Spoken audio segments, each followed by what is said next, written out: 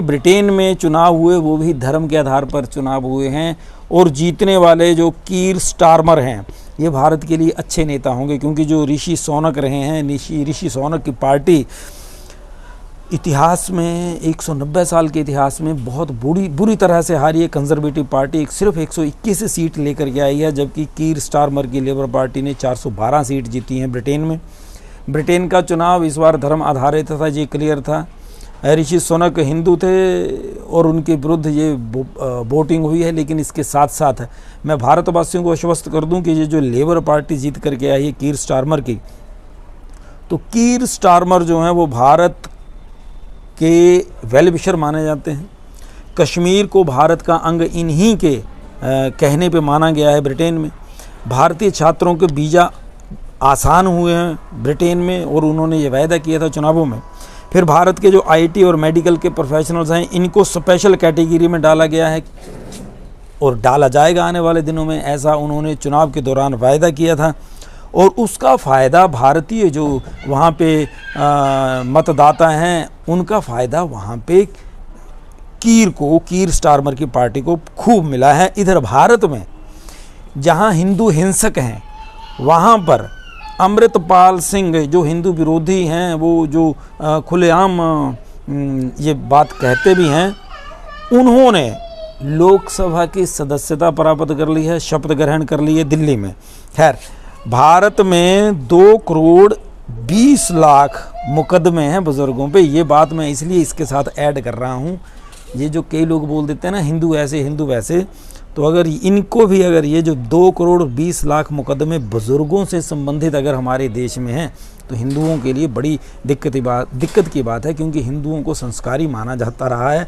और ये हिंदू बहुल देश में इतने बड़े केस बुज़ुर्गों के और बुज़ुर्गों की सेवा से संबंधित हैं, जिसमें 33% बुज़ुर्ग मानते हैं कि उनकी लड़ाई उनके पुत्र से है और 21% अपनी बहू से परेशान हैं। मेरी प्रार्थना है जो हिंदू करते हैं या सिख करते हैं या मुस्लिम करते हैं, इन सब चीज़ों को छोड़िएगा और अपने बच्चों को संस्कारी बनाइएगा, क्योंकि बुढ़ापा सबके ऊपर आना है, सबने बूढ़ा होना है। धर्म का जो डंडा लेकर के धर्म की आड़ में ये जो बुरे काम कर लेते हैं, गलत आचरण कर रहे हैं हम लोग, इसका खामियाजा हमें आने वाले दिनों में सबको भुगतना पड़ेगा।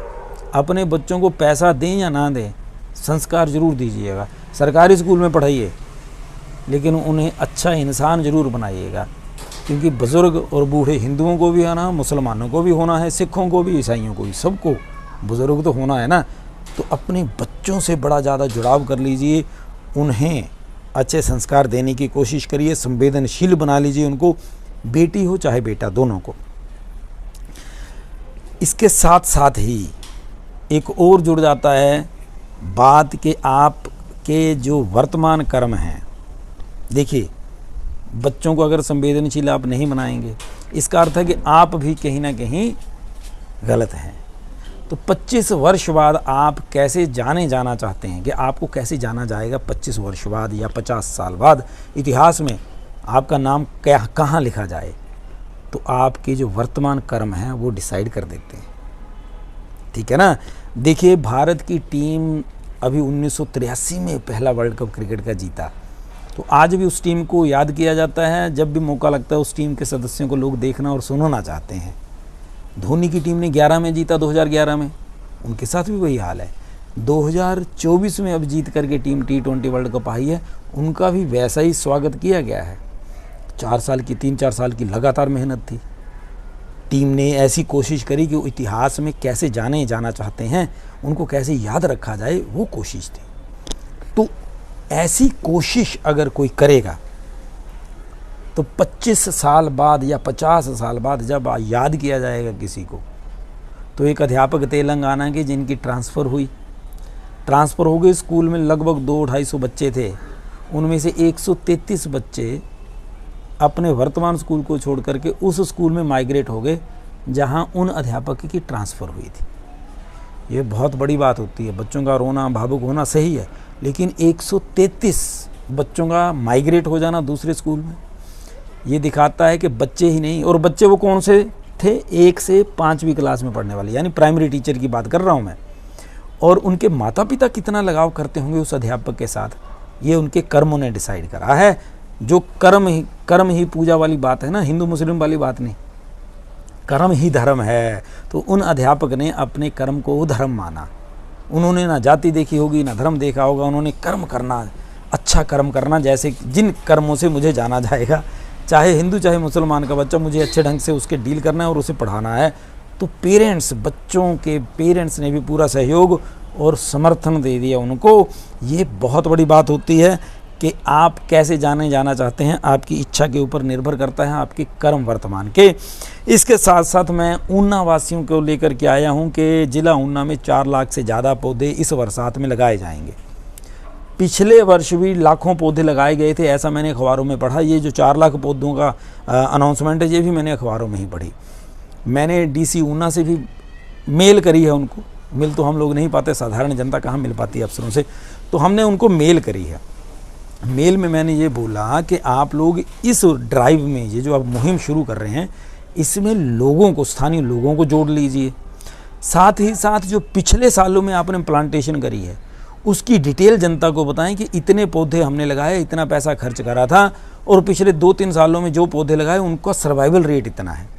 और जो अभी 4 लाख पौधे लगाए जाएंगे, ये कहाँ लगाए जाएंगे, इनको कौन लगा रहा है, और ये किस क्षेत्र में लगाए जाएंगे, किस क्षेत्र में कौन इन पौधों की अगले 3 साल तक देखभाल करेगा। क्योंकि पौधा लगा दिया और वो लग जाएगा, ऐसा नहीं होता।